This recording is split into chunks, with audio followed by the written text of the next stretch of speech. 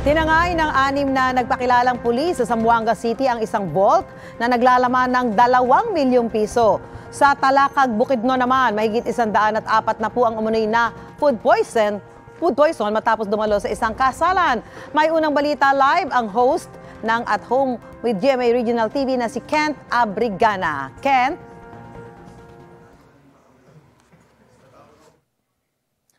Susan, kumuha na ng sample mula sa pagkain ang Talakad Municipal Health Office at sinusuri na ito para malaman kung iyan ang dahilan kung bakit sumakit ang tiyan at naospital ang ilang bisita.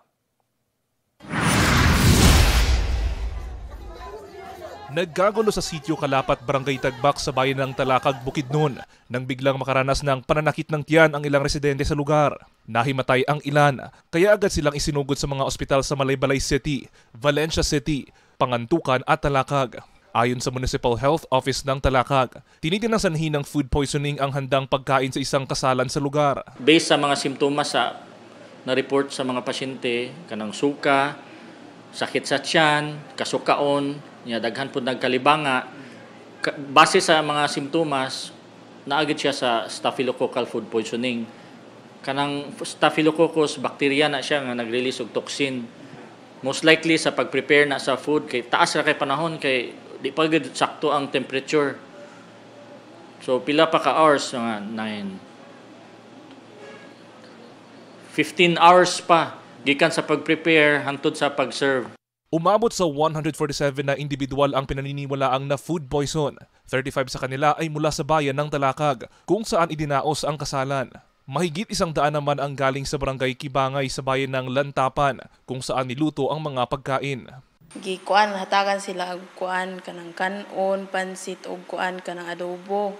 Pag kuan kanang uli dayon nila mga alas 4 guro to mauna ni kadning isa dayon kaning nauna diri sa kuan kay sakit na daw lagi kay lang tiyan kaning isa kay kuan grabe na ang suka kalibang. Kitong manghon. Kanang kuan laki. O tapos kaning kuan bae kay kuan pa siya tung unang gabi pa siya nagkuan suka kani siya kay wala naman siya sakit ra yang tiyang kaayo. Kumuha ng sampol mula sa pagkain ang Talakag Municipal Health Office at kasalukuyang isinasa ilalim sa pagsusuri.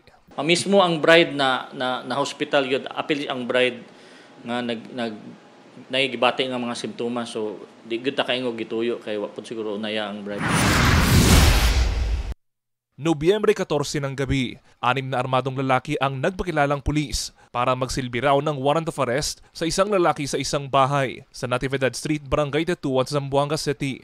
Iyon nga lang, wala silang inaresto at tinangay raw ang 2 million pesos cash na laman ng vault sa nasabing bahay. 4 na araw matapos ang insidente, naaresto ang 5 sa 6 na suspect sa isinagawang follow-up hot pursuit operation. 4 sa kanila kinumpirman ng Police Regional Office 9 na miyembro ng kapulisan, pero hindi muna sila pinangalanan. 3 mula sa Zamboanga City Police Office na may rangkong Police Lieutenant, Patrolman at Police Senior Master Sergeant. Samantalang ang isa, Police Staff Sergeant sa Police Regional Office 9.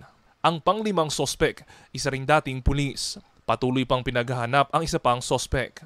Nakuha mula sa kanila ang ilang bala, baril at isang sachet ng hinihinalaang shabu. Kasalukuyang nasa kustodiya ng Zamboanga City Police Station 6 ang mga sospek na hindi na humarap sa kamera. Ayon sa Police Regional Office 9, mahaharap sa kasong kriminal at administratibo ang mga aktibong pulis. Para sa amin isang disgrace to.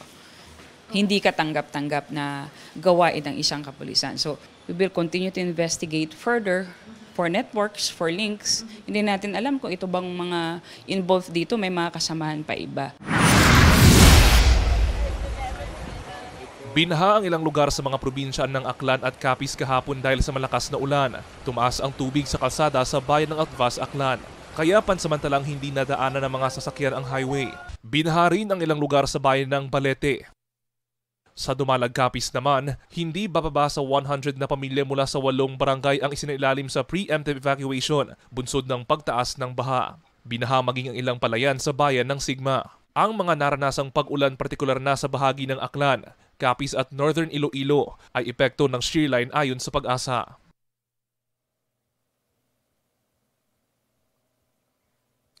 At yan ang pinakahuling balita mula sa iba't ibang rehiyon ng bansa. Abangan mamaya dito sa Mindanao ang At Home with GMA Regional TV. Alas 8 ng umaga pagkatapos ng unang hirit. Susan? Maraming salamat, Kent Abrigana.